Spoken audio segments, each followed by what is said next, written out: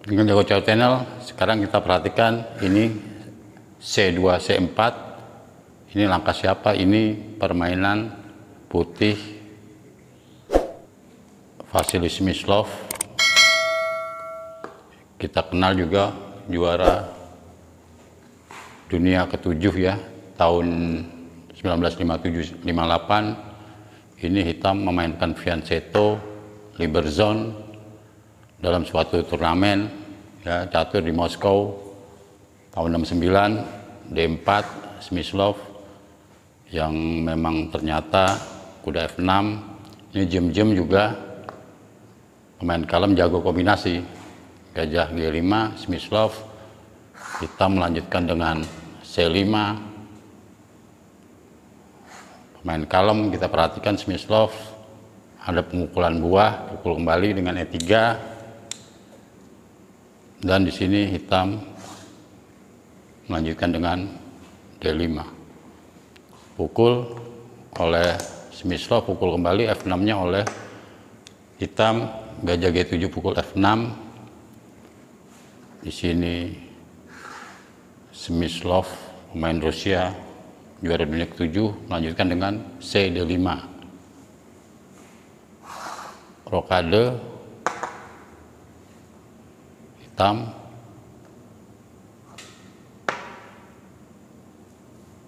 Kuda F3, kuda BD7 berusaha manuver ke B6. Putih juga tidak tinggal diam, jaga D5-nya, ancam dan turun ke B3. Terus pengembangan buah dari hitam, gajah G4, rokade putih, dan hitam berusaha pengembangan benteng A8-nya ke C8 sambil pegang C4 maupun ancam kuda C3. Penekanan di jalur E, dan di sini ada pemukulan buah di F3, namun putih tidak ingin merusak bentuk formasi sayap rajanya, mengembalikan bidak di D4. Pukul D4-nya dan benteng AD1 dengan ancam D4. Pukul C3-nya dan pukul kembali dengan B2 C3. Kita perhatikan dalam bentuk demikian, bangunan hitam juga cukup solid. Di sini langkah blockade sistem menteri D6. Dalam bentuk demikian kita perhatikan bagaimana cara Smyslov step by step merusak bentuk pertahanan hitam dengan berusaha membongkar sayap raja melalui H4. Hitam juga langsung antisipasi dengan H5, terus mengaktifkan bentengnya. Ini raja naik ke G7 dari hitam. Dalam bentuk demikian kita lihat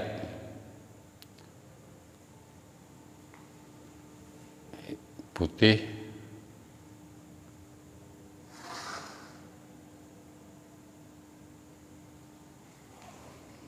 menekan di F7, hitam juga berusaha memperkuat bidak-bidaknya.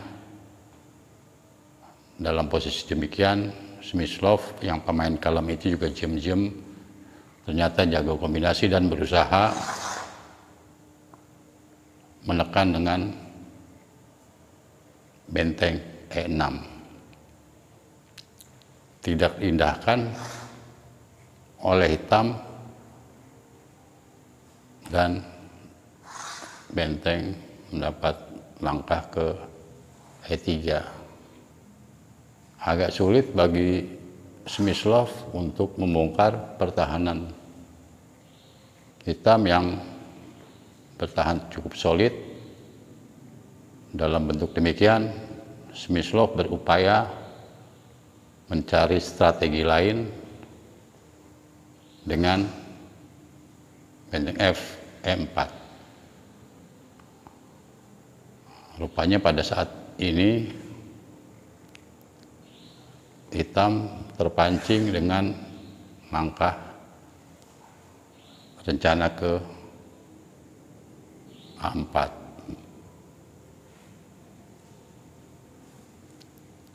Tahan terlebih dahulu oleh putih. Hitam juga berusaha mengadu menteri dengan harapan bisa mengurangi tekanan. Namun Smyslov dengan gayanya yang kalem, sedikit demi sedikit bermanuver dan menekan buah-buah hitam kembali ke D6. Kita perhatikan dengan gayanya yang kalem, berusaha dengan langkah-langkah yang cukup tajam dari Smyslov, yang ternyata memang walaupun kalem, jem-jem, ternyata jago kombinasi juga. Benteng, pukul G6.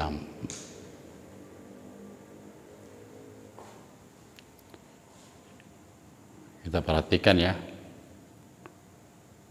kalau pukul dengan raja ini dicek di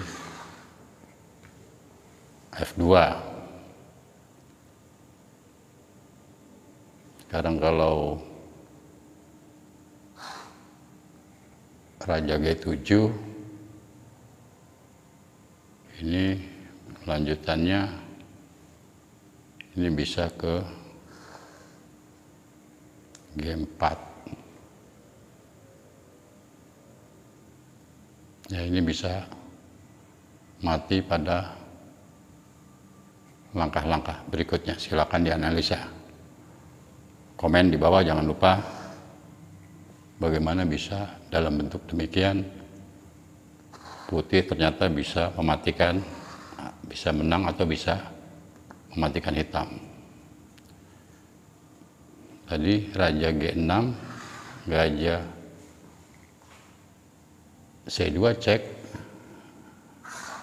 Ini juga ada, bisa ditutup dengan F5. Ini bisa dipukul. Silakan dianalisa bersama rekan-rekan semua. Ini bisa menang putih, bahkan juga kemungkinan besar bisa mati hitamnya. Silakan dianalisa, cukup panjang juga. Dalam bangunan demikian, setelah pengorbanan dari Smyslov benteng pukul di G6, Liberson atau hitam akhirnya menjalankan F G6. Pukul, ini ada rencana mati dua langkah ya, F7 dan benteng H8. Ambil bidaknya sambil mengurangi tekanan dengan berusaha mengadu menteri di F3. Ini jaga juga nanti ya, nggak bisa cek di H8 ada menteri C3. Ini di langkah tempo dari Smyslov dengan langkah yang slowly saja.